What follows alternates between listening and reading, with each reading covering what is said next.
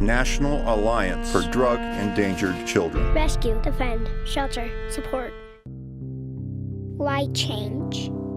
How many times do you turn on the TV and you see a story about a child being raped or a child being killed and you turn the channel? Or you're looking at the newspaper and you just can't read it and you turn the page. Well, these children can't turn the channel. They can't turn the page because these children live this each and every day. You think we got troubles now? If we don't address the problem and save those children and educate those children, yeah, we're in trouble. You couldn't just see as a human that these children living in these situations weren't okay, and that these kids were going to end up like their parents if we didn't do something to prevent it and stop it. We could do a lot of education, a lot of marketing for drug-endangered children, a lot of just awareness. When law enforcement goes to a house and there's children there, or there are children involved, can we change their life, the trajectory of that child? And we can. So if we don't provide children opportunities to do this when they're kids, they'll become adolescents and they'll act out and they'll become adults. And that trauma and that grief and loss and chronic stress and fear will come back and trip them up. We saw a cycle starting to form where methamphetamine users were having children who were quickly affected by methamphetamine use. And then we saw those children growing up and having their own children. So we decided we had to break the cycle. So we can either deal with that young and hopefully make the family safe, or we can wait till later when it could be a really negative thing for a young adult. We are benefiting these kids in a long-term way that will make it so that we don't repeat next generation. We don't have these same kids becoming the drug addicts we're dealing with in 15 years when they have their first child as a teenager. Early intervention gives children such a chance to change their lives, to build their strengths, to deepen their resiliency.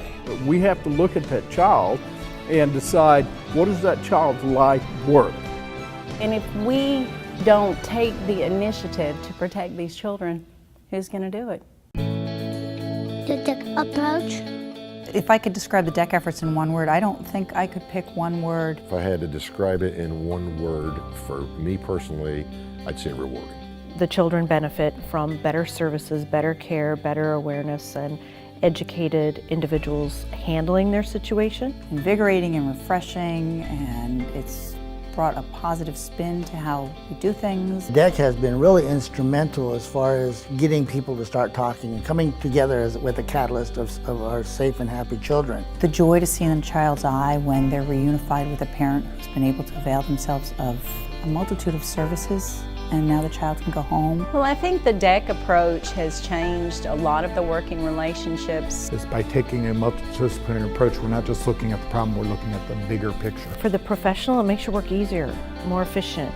It makes for better casework, better testimony. We can come together for a common goal under DEC. It allows us to put down those barriers to come together for one common cause, which is the child. It's allowed for communication and trust to develop across systems, which is critical in serving the families. A big difference is obviously the effect that drugs have had on the families who come into the child welfare system. To see a child smile because they're not going to go into the foster care system, but rather they're going to go with a relative or their other parent because we've been able to collaborate early enough on. And it still really comes down to people choosing to work together, people choosing to trust one another, people choosing to share their resources, their power, their funding.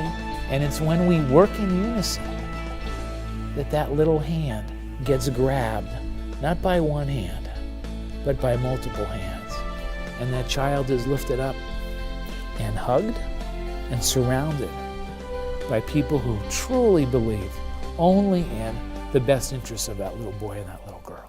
There's a personal case that I was aware of. The last time I saw the 9-year-old, when we kicked the door on his parents' house, he was leaned up in the position on the wall. I know he went into Child Protective Services custody. That young man right now is an agent for our Bureau. We made that change in his life.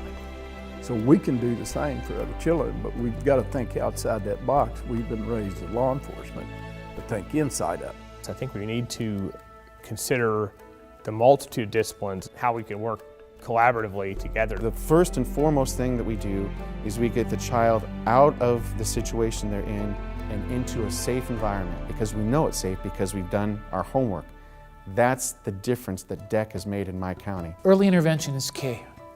It's like anything else. Somebody that gets cancer, who has the best chance? Do we wait until it's stage 3 and when we begin aggressive treatment? Let's start right at the beginning. If we can change the trajectory of that child's life, they won't be next year's client. Open the doors. We all have things to teach each other. How can we come together on behalf of children? That's the key. The DEC approach can change the life of a child forever. National Alliance for Drug Endangered Children. Rescue, defend, shelter, support.